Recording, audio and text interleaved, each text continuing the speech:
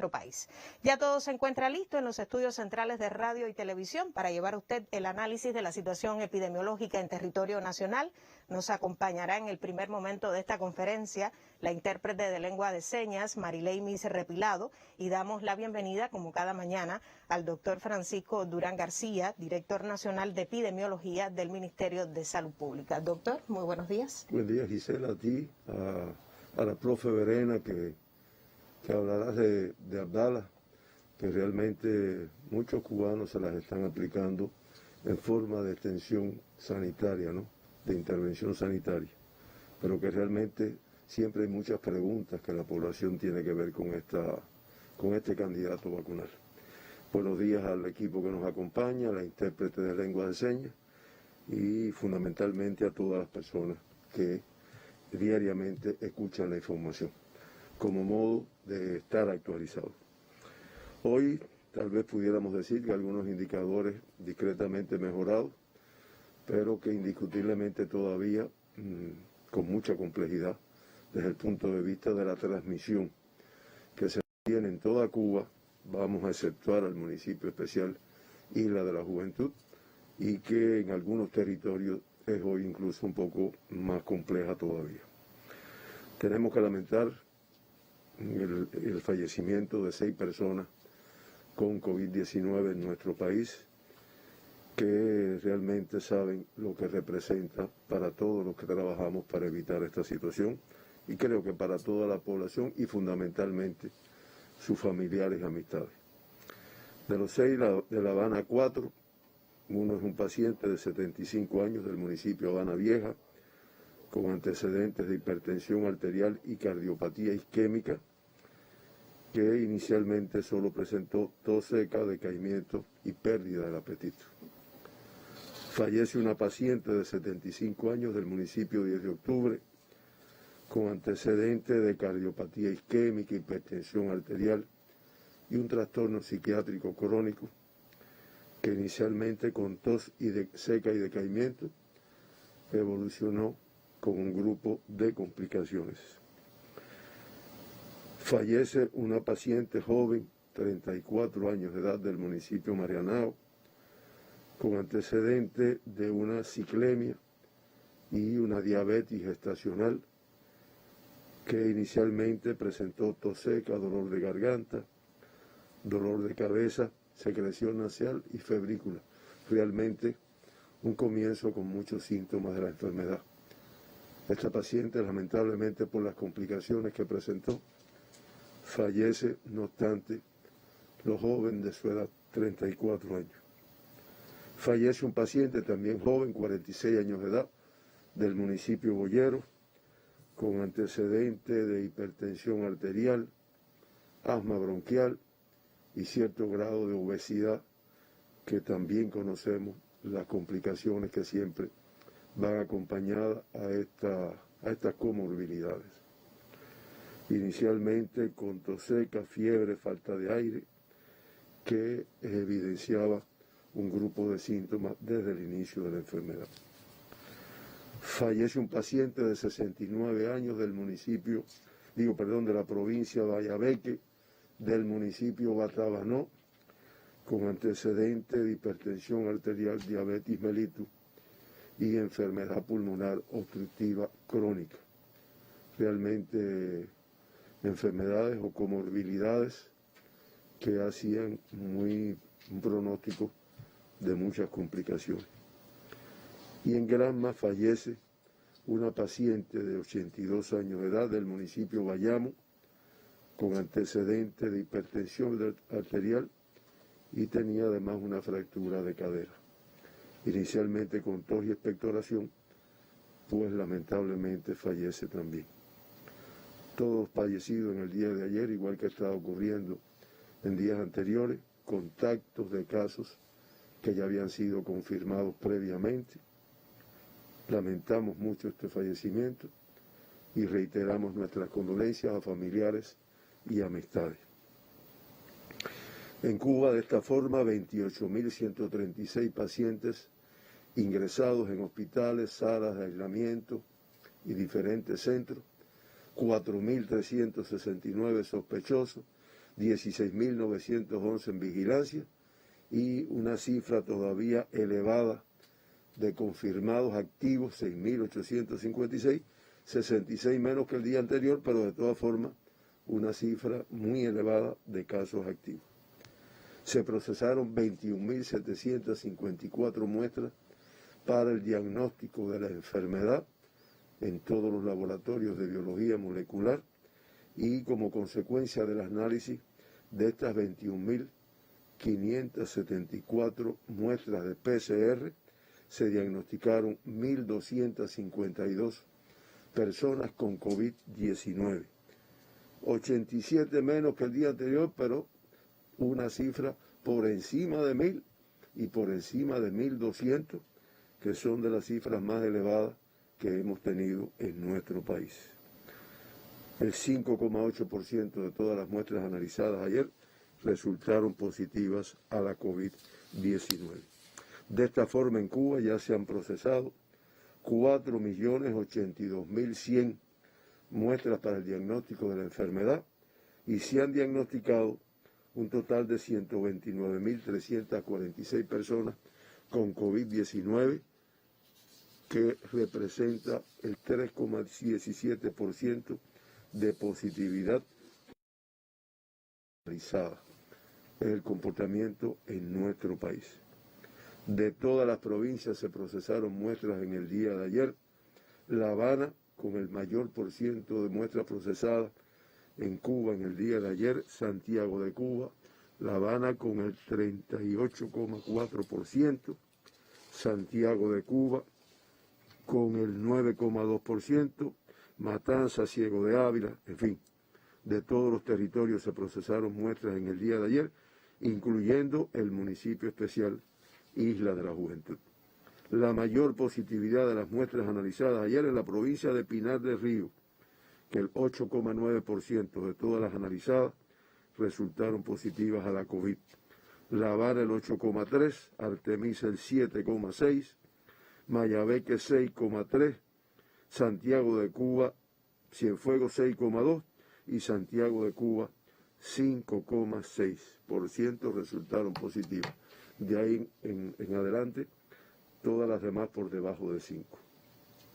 De los 1.252 casos que se diagnosticaron ayer, 1.195 como consecuencia de la transmisión autóctona en nuestro territorio.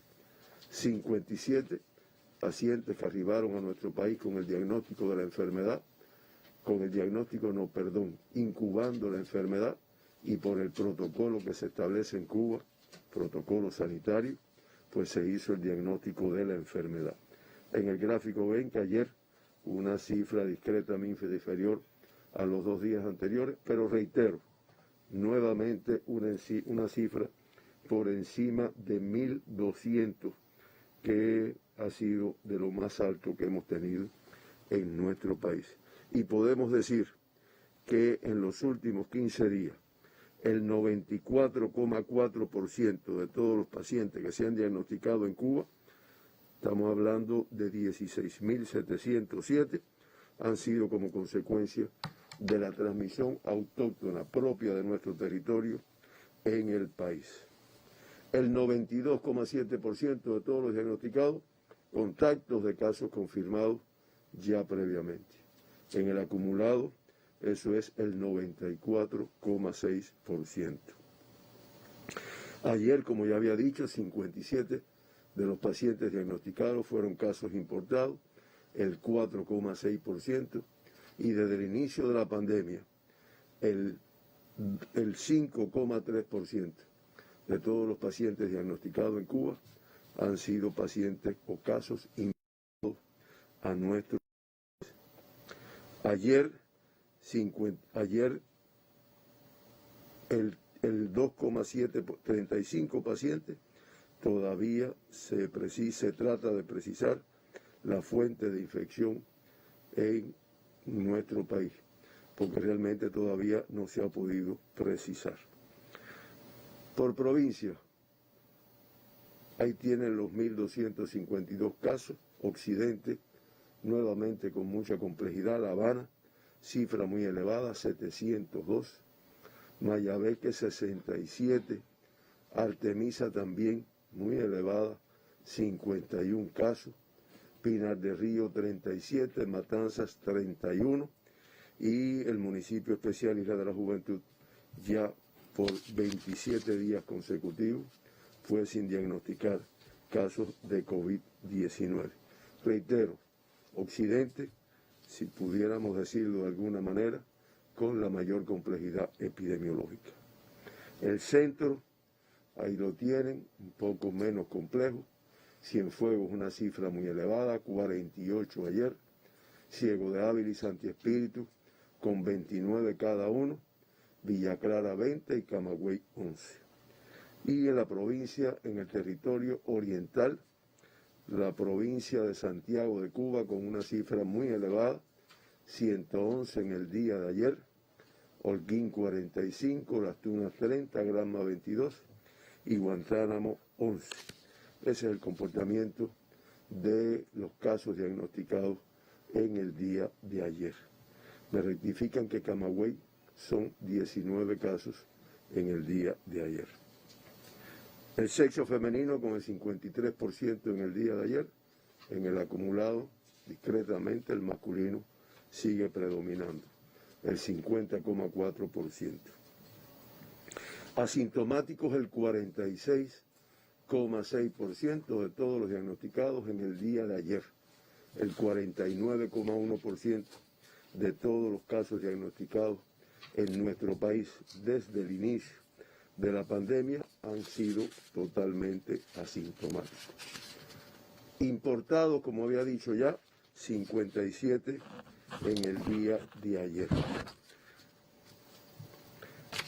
57 en el día de ayer.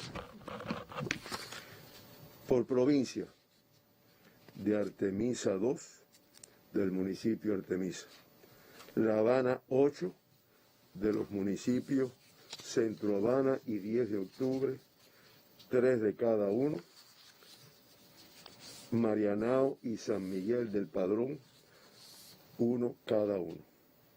Matanzas, el caso importado que se diagnostica es del municipio Unión de Reyes. En Cienfuegos los dos casos importados realmente son del municipio Cienfuegos. De Villa Clara los 9 casos importados, Santa Clara con 6, Encrucijada, Manicaragua y Placeta con 1 cada uno. Ciego de Ávila confirma un caso importado del municipio de Ciego de Ávila. Camagüey, 5 casos importados, 2 de Vertiente y 2 de Nuevita y 1 del municipio Camagüey. Las Tunas con 8 casos importados, 3 de Las Tunas, 2 de Amancio y de Majibacoa, Jesús Menéndez y Puerto Padre, 1 de cada uno. Granma, 5 casos importados, del municipio Bartolomé Mazó, todos los casos. Holguín con 11 casos importados, pues realmente del municipio Calixto García y Holguín, el número mayor, 4 de cada uno. Báguanos y Jibara con 1 cada uno. En el caso de la provincia de Guantánamo se confirman 5 casos importados, en este caso 4 de la provincia de Guantánamo y 1 de Niceto Pérez, que se diagnosticó en el día de ayer. Nos vamos a referir de una forma un poco más en detalle, según precisábamos esta mañana con la doctora Lisset, en relación con el comportamiento por los grupos de edades, teniendo en cuenta lo que se está enfrentando en nuestro país. Ayer, de los 1.252 casos que se diagnosticaron, menores de 20 años, una cifra superior a los 215, el 17,2%. En las edades pediátricas, 199, el 15,9% de todos los diagnosticados ayer en nuestro país. Y ya de esta forma, 16.845 de los pacientes diagnosticados en Cuba han estado en edades pediátricas, el 13%. De los 199 diagnosticados ayer, el 55,7% de los confirmados en el día corresponden a la provincia de La Habana. Estamos hablando de 111 en el día de ayer. Activos, la cifra más alta que hemos tenido, 1.060 pacientes pediátricos que se encuentran positivos ingresados en nuestros hospitales. Y de esos, 59 son menores de un año. Ya se acumulan 905 menores de un año. Se han recuperado el 93,7% de todos los diagnosticados y ayer solo el municipio especial Isla de la Juventud, que como también hemos dicho, desde el mes de marzo no diagnostica casos de COVID, no diagnosticó casos en esta edad pediátrica, casos de COVID en esta edad pediátrica. En el día de los diagnosticados, 5 menores de un año, 4 de la provincia de La Habana y 1 de la provincia de Holguín. Y de ellos, de los 5 menores de un año, 2 lactantes menores de 6 meses. Todos contactos de casos confirmados, promediando 8 contactos por lactante. Cifra muy elevada y que a pesar de lo reiterado del análisis que hacemos aquí, no vemos que se logre un efecto en la disminución. En terapias intensivas se mantiene el lactante de 1 mes de edad grave que se mantiene en este estado y se incorpora un paciente crítico inestable, neonato de 20 días de edad de Santi Espíritu, contacto de casos confirmados, que realmente presenta un grupo de complicaciones en su evolución. El grupo de 20 a 39 años de edad, con 394 de los diagnosticados ayer. El grupo de 40 a 59 años de edad, 433. Y el grupo de 60 años y más, 210. Por encima de 200. Grupo de mucho riesgo y ya la población conoce de lo que estoy hablando. Ayer, como les había dicho, de los 57 casos importados, todos son viajeros cubanos, procedentes de Rusia 53, de Venezuela 2 y de Panamá y España 1 de cada uno. Y ayer se diagnostican también 2 extranjeros con COVID-19, un español y un colombiano, como consecuencia de la transmisión autóctona en la provincia de La Habana. Autóctonos 1.195, 60 menos que la jornada anterior, pero por encima de 1.000 nuevamente, elevado. Pinar del Río con 37 casos autóctonos, 45 menos que el día anterior. El mayor número en el municipio Pinar, 15, Sandino y Guane con 8, Minas de Matahambre 2, Consolación del Sur, Los Palacios, Manto y Viñales con 1 cada uno. Artemisa incrementa en 6 el número de casos autóctonos ayer, 49, dispersos en 9 de sus 11 municipios, Alquizar 12, San Antonio de los Baños y Bauta con 10, Huirá de Melena 6, Caimito y Artemisa 3, Vallahondo y San Cristóbal 2 y Guanajay 1.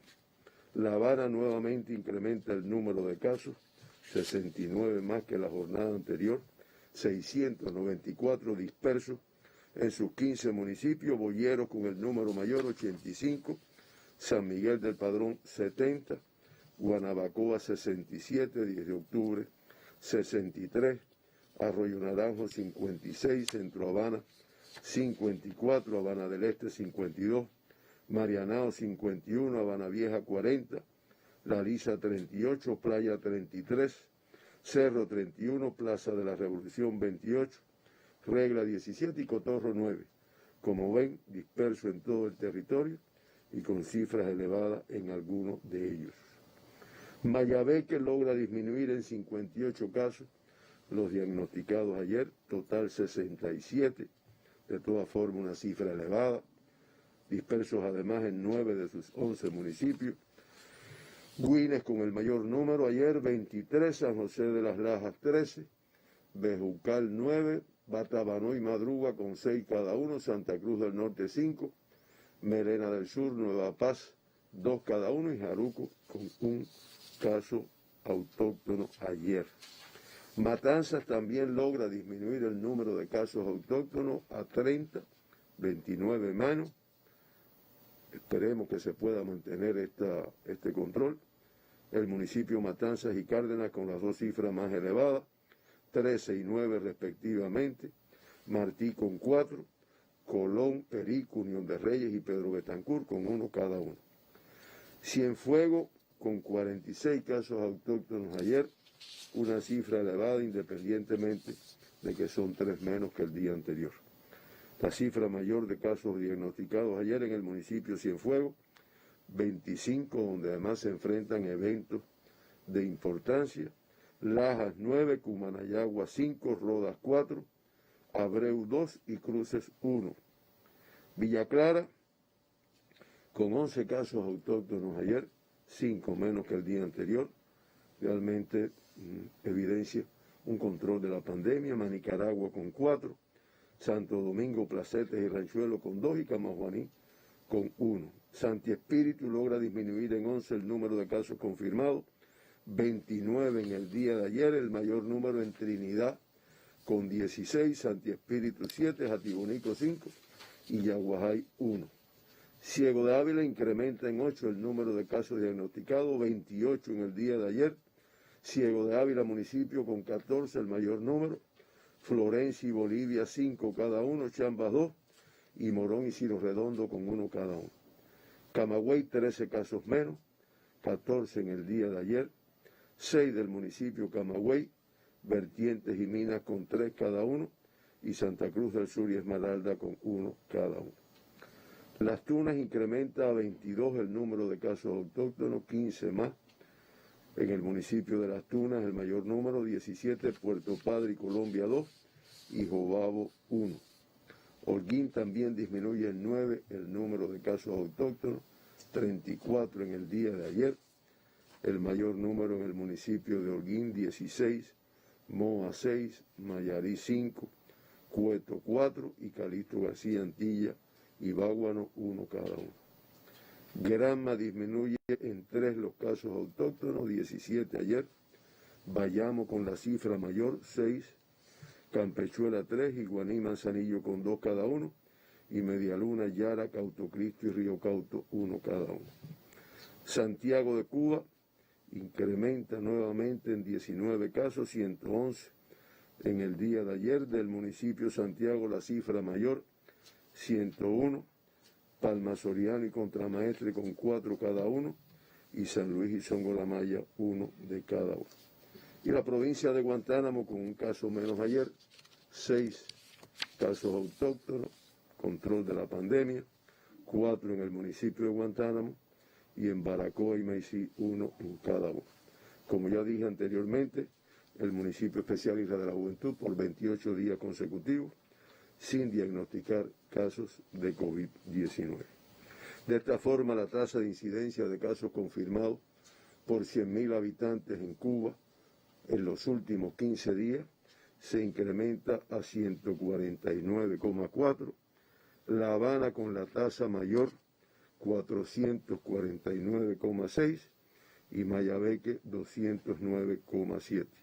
Las tasas más bajas, Guantánamo 27,1, Villa Clara 20,8 y como ya dijimos, el municipio especial en 0 por no tener caso en los últimos 15 días. Por municipios de mayor que aportan el 35,4% de la incidencia, Sandino nuevamente con una tasa de incidencia de 726,9 a la cabeza y después todos los demás son de la provincia de La Habana. Guanabacoa, San Miguel del Padrón, Boyero, Cerro, Regla, Centro Habana, Marianao, Arroyo Naranjo, Habana Vieja, 10 de octubre y Cotorro, en ese orden de mayor a menor. Se abren 10 eventos de transmisión en nuestro país, 8 en la provincia de La Habana, 1 en Santiago de Cuba y 1 en Cienfuegos. Y de esta forma, pues ya en estos momentos, Pinar del Río con 4 eventos, La Habana 19, Mayabeque 2, Artemisa con 1 evento, Cienfuegos con 5 eventos, Villa Clara 1, Santi Espíritu 4, Camagüey, Las Tunas, Guantánamo y Granma con 1 evento cada uno. En el caso de Holguín son 7 y en el caso de la provincia de Santiago de Cuba son 4. De esta forma y con la complejidad que acabamos de describir, Cuba con 129.346 personas diagnosticadas con la enfermedad, se mantienen ingresados 6.856, una cifra elevada de casos ingresados activos. De estos 6.856, el 98% con una evolución clínica estable. Estamos hablando de 6.719. Lamentamos y reiteramos nuestras condolencias a familiares y amistades por el fallecimiento de 6 personas en nuestro país con COVID-19. Ya eso hace que se acumulen 840 desde el inicio de la pandemia. Una letalidad igual a la del día de ayer, 0,65%. Insatisfechos con ella, pero por debajo del mundo, que es 2,07%, y las Américas, que es de 2,44%. 2 evacuados, 54 retornados después del diagnóstico, y ayer se dieron 1.312 altas, pacientes recuperados, altas clínicas, con lo cual se logra un balance positivo al tener 60 altas más que los casos diagnosticados. Eso es lo que nos permite lentamente, que es como estamos viendo, que se vayan disminuyendo el número de casos activos. Con estas 1.312 ya se acumulan 121.594 personas. Estamos hablando del 94% de todos los diagnosticados que se han recuperado de la enfermedad.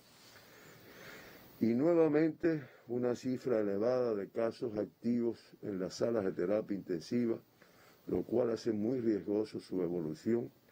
Estamos hablando de 137 en total, 9 más que los que teníamos el día anterior, 46 críticos, 7 más incluso, y graves 91. Cifra muy elevada que hace que se compliquen en algunos de estos casos. Finalmente, el gráfico de la pandemia en Cuba, ahí lo tienen, ya el mes de mayo, mejor dicho, los 19 primeros días del mes de mayo, con 21.724 casos diagnosticados. Estamos hablando de que se están promediando 1.143 pacientes diariamente, superior incluso al acumulado que teníamos hasta el día de ayer. Lamentablemente en este mes de mayo 186 fallecidos, promediándose también 10 fallecidos por día. Como ven, todavía muy complejo. Por otro lado, la intervención sanitaria con los candidatos vacunales, que todos sabemos lo que representa para nuestro país, sí, para también dar algunos aspectos positivos que la profesora Verena profundizará un poco más, pues avanzando.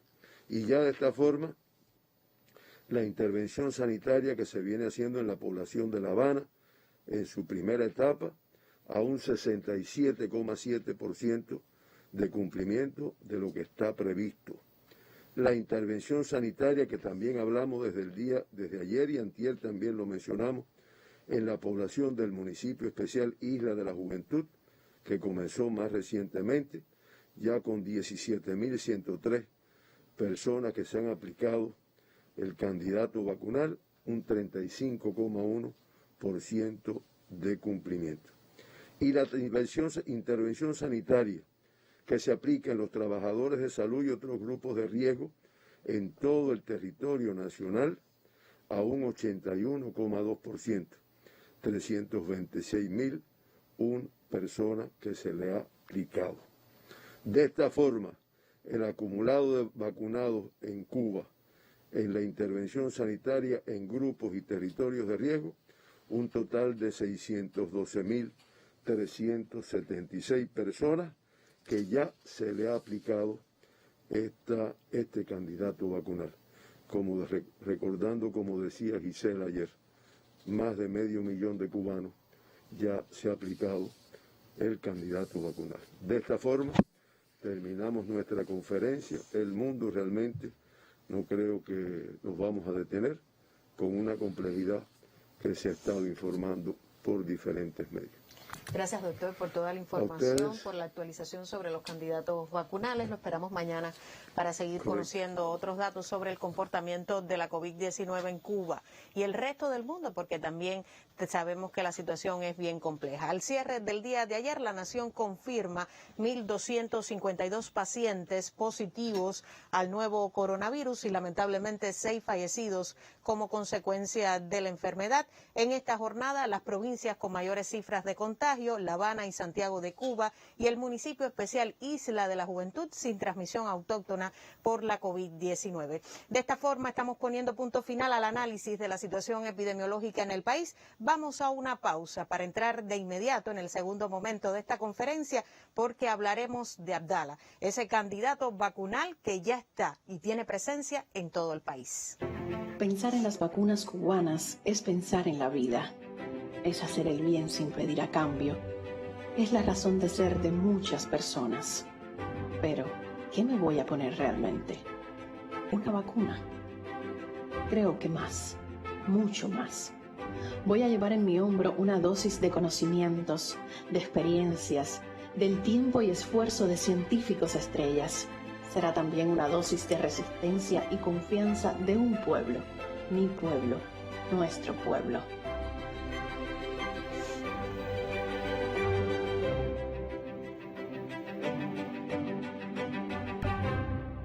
Segundo momento dedicado a la estrategia de vacunación masiva anti-COVID-19. Nos acompaña en este segundo momento la intérprete de lengua de señas, Eileen Coto, bienvenida.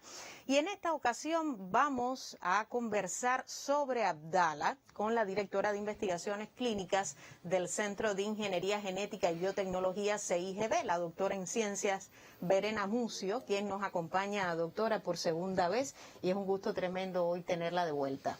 Buenos días, Isela. Un gusto para mí también poder estar aquí hoy.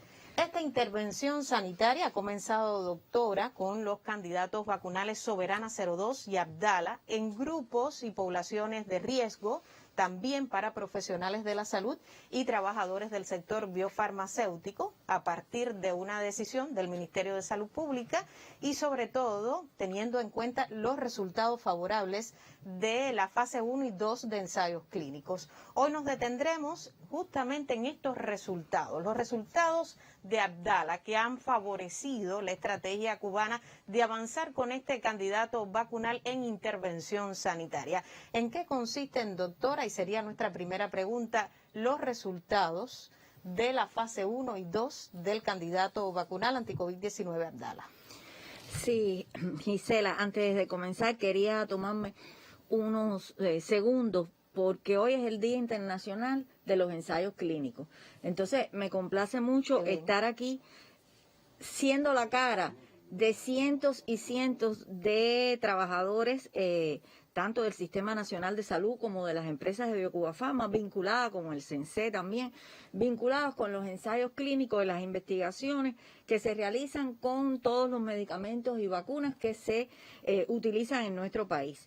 Y bueno, una felicitación especial a todos los involucrados en los ensayos clínicos de COVID con los candidatos vacunales cubanos, cuyos resultados ya se empiezan a ver y permiten todas estas acciones que tú mencionabas.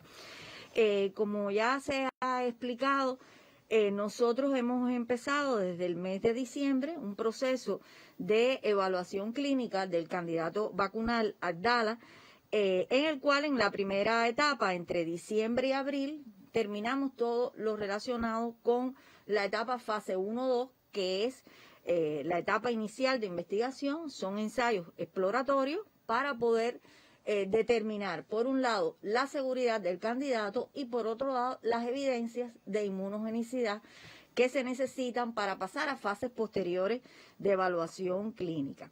En este sentido, y como recientemente se hablaba en la mesa redonda, uno de los resultados, digamos, muy importantes cuando se evalúa la vacuna es que la vacuna sea segura. porque es un producto que se administra a personas sanas o aparentemente sanas, y por tanto el tema de la seguridad es imprescindible. En este sentido, en las evaluaciones que hemos hecho hasta el presente, bueno, la vacuna ha demostrado seguridad en el sentido de que los eventos adversos que se relacionan después de la vacunación son eventos ligeros y en su mayoría en más del 95%, y además son eventos que muchos son esperados por este tipo de producto, como son los eventos que ocurren a nivel del sitio de inyección, en el brazo, dolor fundamentalmente, otros eventos en el sitio de inyección, las personas pueden tener malestar, pueden tener cefalea, y pueden haber eventos, muchos eventos que se presentan, pero en una frecuencia muy pequeña y realmente con poca relación de causalidad con la vacuna, porque para eso usamos un placebo que nos permite comparar las diferencias en este sentido. Es necesario, doctor, aclarar en este punto que estamos hablando de los ensayos clínicos de Abdala. Ensayo, fase 1, fase 2, porque todavía la fase 3 se encuentra en evaluación a partir de la aplicación de la tercera dosis. Usted decía que además la seguridad demostrada en fase 1 y fase 2 les permitió avanzar a una fase 3. ¿En qué momento nos encontramos, doctora? Sí, quería comentar que en la fase 1-2, aparte de la seguridad, dio las evidencias también necesarias y requeridas en relación con la inmunogenicidad. O sea, que es la capacidad que tiene la vacuna de producir una respuesta en los individuos, en este caso medida como una respuesta de anticuerpos, y que esos anticuerpos no solamente son importantes en cantidad, sino también en calidad. ¿Por qué? Porque se ha evaluado también que los anticuerpos generados en la mayoría de los individuos son capaces de lograr la neutralización molecular a nivel de ensayos de laboratorio de la unión al receptor viral, lo cual es un elemento importante, y también tenemos evidencias de neutralización viral que son elementos importantes de la respuesta inmune. En estos momentos, como tú mencionabas, desde el 22 de marzo comenzamos ya la etapa confirmatoria de la eficacia de este candidato vacunal en un ensayo clínico en más de 48.000 voluntarios en la región oriental, como ya se conoce, Santiago de Cuba, en Bayamo y en Guantánamo. Ya concluyó también, como se ha dicho, toda la etapa de aplicación de las 3 dosis de la vacuna. ¿Y en qué nos encontramos ahora? Bueno, nos encontramos en un proceso de evaluación de qué ocurre con todos esos voluntarios a lo largo del tiempo, para ver la aparición de casos PCR positivos, de casos de enfermedad COVID, y poder evaluar cuando lleguemos a un número determinado de casos la verdadera eficacia de este producto en comparación con el placebo. Por eso es tan importante este tipo de estudios en los cuales se utiliza un grupo control. ¿Cuáles han sido los eventos adversos, doctora? ¿Han sido graves? ¿Han sido leves? Por lo que se ha informado, y también usted daba a conocer en la mesa redonda, sabemos que han sido pocos y leves. ¿En qué ha consistido? ¿En qué consisten estos eventos adversos? Sí, yo ahorita lo mencionaba. En los ensayos fase 1-2, por ejemplo, nosotros no encontramos ningún evento adverso grave. Son eventos de intensidad leve o eventos de intensidad moderada que quizás necesitan alguna medicación, por ejemplo, un dolor de cabeza y demás. Y básicamente los más frecuentes, que como yo decía, no son los únicos, son estos relacionados con dolor en el sitio de inyección, a lo mejor enrejecimiento en el sitio de inyección, aumento de volumen en el sitio de inyección, sensación de calor en ese punto de vacunación, dolor de cabeza. Se ha registrado hipertensión arterial, muy interesante, y por eso se hace énfasis en el placebo, que en los ensayos clínicos hemos encontrado la misma frecuencia de hipertensión arterial en el placebo que en el producto. Por eso es que uno hace referencia al placebo, porque es el control que nos permite evaluar y comparar qué es lo que está ocurriendo. Hay algunas personas que dicen que les da sueño, otras personas... Muchas personas, una somnolencia. Es una sensación de somnolencia, de sueño, algún malestar general, en una frecuencia muchísimo menor. Puede ser que alguien tenga náuseas, un vómito, relacionado, pero realmente es muy poco lo que se encuentra. Ahora, yo quería, porque se hace referencia a los eventos adversos graves. Si bien nosotros no hemos encontrado eventos adversos graves ni con relación de causalidad con el producto, que por eso se cumple la hipótesis de seguridad del estudio clínico fase 2, las vacunas, como cualquier medicamento, pueden ocurrir eventos adversos graves. Estos eventos, en el caso de vacunas, los que se esperan que pueden ocurrir con una frecuencia muy baja son eventos relacionados fundamentalmente a eventos alérgicos graves asociados al proceso de vacunación. Esto ocurre para todas las vacunas, se ha descrito para las vacunas COVID, porque hay personas que se sabe que son alérgicos a algún componente de la vacuna. Por ejemplo, el timerosal no se deben vacunar, pero hay personas que pueden no saber que son alérgicos y puede ocurrir una reacción adversa de mayor gravedad. No todas las reacciones alérgicas son graves, eso es un elemento importante también. Y por otro lado, también la población debe entender que hay estrategias para reducir la posibilidad de un evento adverso, donde participan los médicos por un lado, con la correcta manipulación de la vacuna, la correcta estrategia de vacunación, las condiciones, pero el voluntario también puede ayudar para evitar eventos adversos. Claro.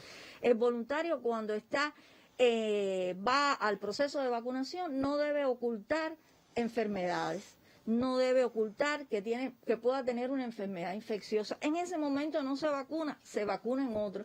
Debe estar controlado su hipertensión arterial, debe tener todas las condiciones. O sea, el voluntario también contribuye a que pueda haber una disminución de posibles eventos asociados al proceso de vacunación. Doctora, teniendo en cuenta que se realizó el fase 3 de ensayos clínicos de Abdala en Santiago de Cuba, Granma y Guantánamo, ¿cuándo comenzarán a vacunarse los placebos?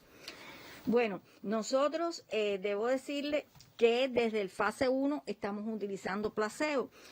Y en la medida que los estudios han concluido, se realiza la inmunización de los placebos. Ya yo puedo decir que en el caso de todos los voluntarios que fueron placebos del estudio fase 1, están ya inmunizados con el producto, con el candidato vacunal Abdala. Lo mismo ocurrió más recientemente con los voluntarios del fase 2.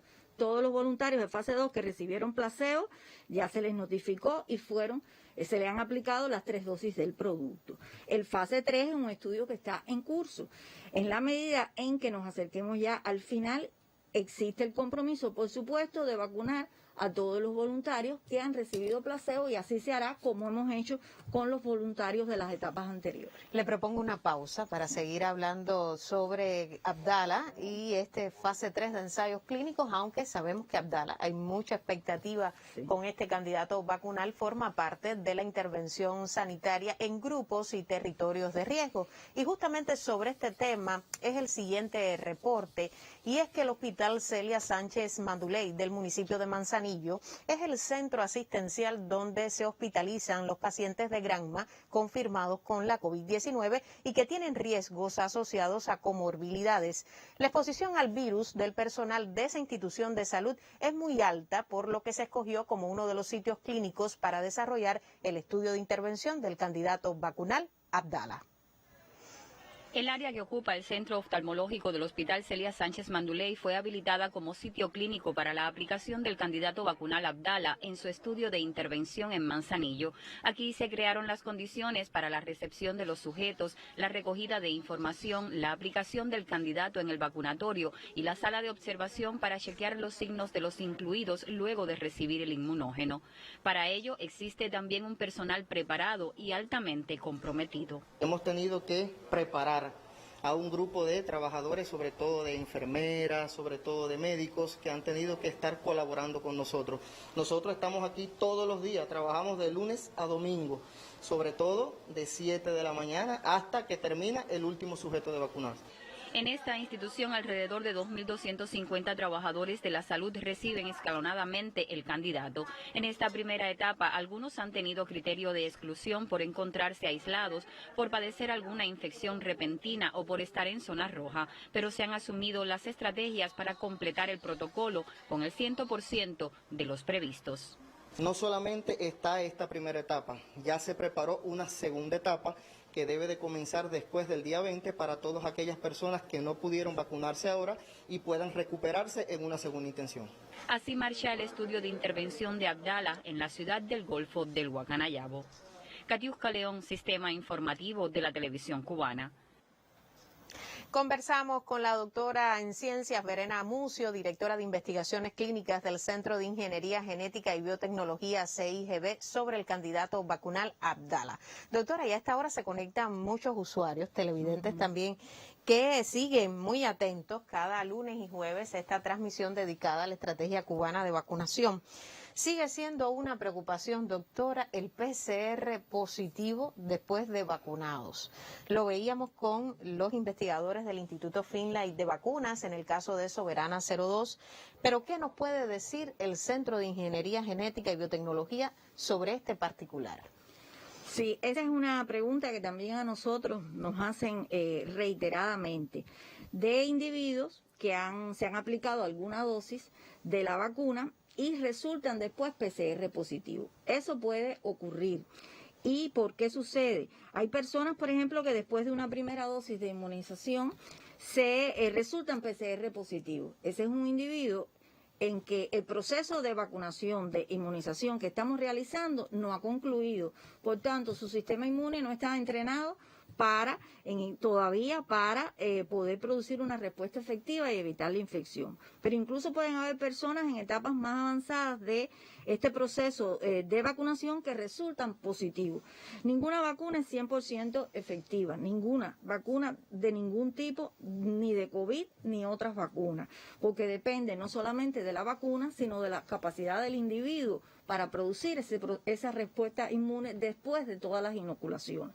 De hecho, en este momento nosotros estamos evaluando la eficacia de la vacuna, donde vamos a evaluar si la vacuna es eficaz, por ejemplo, para evitar la transmisión o, por ejemplo, para evitar que la enfermedad tenga síntomas o que los individuos que tengan síntomas pasen a formas graves. Hay distintas formas de evaluar la eficacia y en eso estamos. Por eso, las personas, aunque se pongan alguna dosis, tienen que seguir manteniendo todas las medidas de cuidado higiénico-sanitario, el nasobuco, todas las medidas, porque realmente hay que esperar para que las personas puedan estar completamente inmunizadas. Ahora, a quienes preguntan, doctora, si los resultados del esquema de inmunización es muy corto para evaluar la eficacia del producto. Esa es otra pregunta también interesante y que tiene varias formas de analizarse. Nosotros cuando empezamos los esquemas de inmunización, de evaluación de Abdala, utilizamos este esquema corto, que es el que estamos apostando como parte del estudio de eficacia, y un esquema más largo. Pero ¿qué vimos? Estamos en una situación, y así hicimos al final un análisis riesgo-beneficio y una toma de decisión. Este esquema corto de inmunización, que le llamamos corto porque los intervalos entre las dosis son de 2 semanas en vez de entre un mes, que es, digamos, más clásico, demostró que, siendo seguro, es capaz de producir una respuesta inmune en un periodo de tiempo más corto. Y estamos en una situación de pandemia, en una situación que hay que tratar de que las medidas sean lo más rápido posible. Por tanto, apostamos por este esquema de inmunización porque tenemos todas las evidencias que nos permiten pasar a la etapa de eficacia y consideramos que es un esquema como otro cualquiera para poder lograr una respuesta satisfactoria, con la diferencia de que esa respuesta es en un periodo de tiempo menor que nos hace falta para combatir esta pandemia. Claro. En redes sociales también, doctora, surgió un amplio debate sobre las mujeres lactantes. Se encuentran lactando, si podían o no ser parte del esquema de intervención sanitaria. ¿Es un criterio de exclusión en el caso del fase 3 de ensayos clínicos? Sí. Las embarazadas son, digamos, poblaciones protegidas y habitualmente no se incorporan en los procesos de evaluación clínica de productos nuevos, porque realmente hay que esperar tener datos acumulados suficientes antes de proceder a la vacunación en este grupo poblacional. No obstante, en el transcurso de los estudios nos hemos encontrado voluntarias que han salido embarazadas estando en el proceso de vacunación, y eso es como parte de nuestra responsabilidad como promotor. Estamos siguiendo esos embarazos hasta su feliz término. Pero habitualmente ni las embarazadas ni las mujeres lactantes que están lactando, pues se forman parte de las evaluaciones clínicas. Otra duda, estoy tomando antibióticos, doctora, ¿debo concluir en solo unos días. ¿Cuánto tiempo debo esperar para ponerme el candidato vacunal Abdala? Sí, ese es un elemento que yo mencionaba ahorita. Realmente las personas con ningún proceso infeccioso ni tomando antibióticos deben recibir la vacuna en ese momento. Tienen que esperar para recibir el proceso de vacunación. Ahora, esa es una decisión que hay que consultarla con los médicos que están participando en el proceso de vacunación. Decirle todos los medicamentos que están tomando, la sintomatología, y ahí es donde se evalúa en qué momento es mejor proceder a esa vacunación. Las personas no deben tener tanta ansiedad por vacunarse, porque tenemos la responsabilidad de producir todas las vacunas que hagan falta para nuestra población, y a lo mejor no se puede vacunar hoy ni esta semana, pero va a haber siempre un momento donde la posibilidad de vacunarse existe. Por eso deben decir los síntomas, deben decir lo que tienen las personas, y no por vacunarse, la ansiedad de vacunarse a como de lugar puede tener algún evento adverso, alguna situación. Por eso es que se recomienda no vacunar con procesos infecciosos. Doctora, en las intervenciones que han realizado los científicos se refieren a un esquema de inmunización. Olga Lidia, desde las redes sociales, nos pregunta, ¿es correcto ese término? ¿Se va inmunizando la persona en la medida que recibe las dosis? Bueno, mira, muchas veces indistintamente usamos esquemas de vacunación o esquemas de inmunización. Realmente la inmunización es el proceso mediante el cual uno logra tener una respuesta inmune, un entrenamiento del sistema inmune del individuo ante una infección, ya sea para evitar que se infecte o para evitar que tenga formas más graves de la enfermedad. Ahora, esa inmunización se logra mediante un proceso de vacunación. O sea, la vacunación, que es la inoculación de vacunas, ese proceso de vacunación es el que lleva a la inmunización. Por eso indistintamente se utilizan ambos términos. Claro. Ahora, doctora, una de las preguntas que más la población nos hace llegar en intercambios, también en charlas, es la relacionada con una vacunación para edades pediátricas.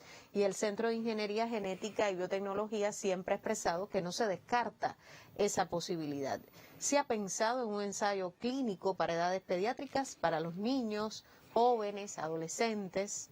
Sí, yo incluso en otra ocasión anterior había expresado, nosotros nos encontramos en este momento que en etapas ya casi terminales de un diseño de evaluación clínica en poblaciones pediátricas. Estamos hablando en poblaciones menores de 18 años de edad o menos, y en este momento tenemos el compromiso de, en un plazo breve, entregar a la autoridad reguladora este protocolo de investigación que consideramos que también es de mucho interés. Ya se está vacunando población adulta, pero evidentemente como parte del completamiento de la inmunidad de la población hace falta también vacunar a los niños y adolescentes. Y la última pregunta en este diálogo, doctora, ¿cuándo estarán los resultados de la fase 3 de ensayos clínicos? Existe una amplia expectativa. Ya casi toda la población cubana conoce al candidato vacunal Abdala. Soberana 02 y Abdala son esas punteras en este camino. ¿Cuándo estarán esos resultados? Sí, esa es una pregunta que también nos hacen muchísimas personas, porque todo el mundo, quiere saber. Nosotros estamos también muy interesados en llegar a eso. Esto depende, mira, ahí no hay un tiempo fijo. Depende del número de casos que ocurran en el seguimiento de estos voluntarios, de casos PCR positivos en el seguimiento de estos voluntarios que cumplan un grupo de requisitos, y cuando se llegue a un determinado número, se hace todo el análisis estadístico de comparación con el placebo. Y en ese momento se puede decir, tenemos estos resultados, de todas maneras se sigue tomando evidencia hasta un número mayor, pero nosotros pensamos que no sea algo que demore mucho tiempo, porque desafortunadamente el número de casos es alto, lo decía el profesor Durán, en las provincias incluso en que estamos trabajando, y realmente puede ser que no nos demoremos tanto en llegar a ese número de casos para hacer la evaluación, pero fecha no puedo decir todavía. ¿Cuánto por ciento estimada para ustedes? ¿Cuánto ustedes aspiran? Unos científicos que más del 50% de eficacia es algo también tremendo, pero ¿cuánto se está pensando desde el Centro de Ingeniería Genética y Biotecnología? No, mira, eso en el diseño del estudio clínico uno pone un valor inferior, digamos, uno aspira que tengamos una eficacia a partir de un número. No podemos decir hasta tanto porque eso depende de los casos. Nuestra hipótesis está basada en que al menos la vacuna tiene que tener mayor o igual a un 60% de eficacia, lo cual no quiere decir que aspiramos a un 60%, sino que al menos lleguemos a ese valor y por supuesto aspiramos a que sea mucho mayor como otras vacunas que están ahora en el mercado. Bueno, nosotros esperemos que sí, que sea así, que además también toda la población acompañe este esfuerzo tremendo de los científicos, de los investigadores y del personal de salud que hoy se encuentra en una batalla también en la inmunización de la población, en intervención sanitaria, en intervención en grupos de riesgo, también a profesionales de la salud y como parte de la fase 3 de ensayos clínicos que en el caso de Abdala ya concluyó la tercera dosis de aplicación, pero que en el caso de Soberana 02 concluye en los próximos días. De esta forma estamos poniendo punto final a esta conferencia de prensa, este espacio que lleva a usted siempre la actualización sobre el comportamiento de la enfermedad. A la doctora agradecerle siempre su presencia en nuestro estudio. Nos place mucho siempre compartir aquí con los televidentes los resultados de las investigaciones en curso y nosotros siempre dejarles saber nuestro mensaje de prevención. Cuídese mucho, proteja a su familia. Son altas las cifras en esta jornada, por tanto es necesario no descuidar ninguna de las medidas higiénico-sanitarias en este momento. Conducta sensata y mucha responsabilidad. Nos vemos mañana para seguirle contando lo que hace Cuba por la salud de su población. Muy buenos días.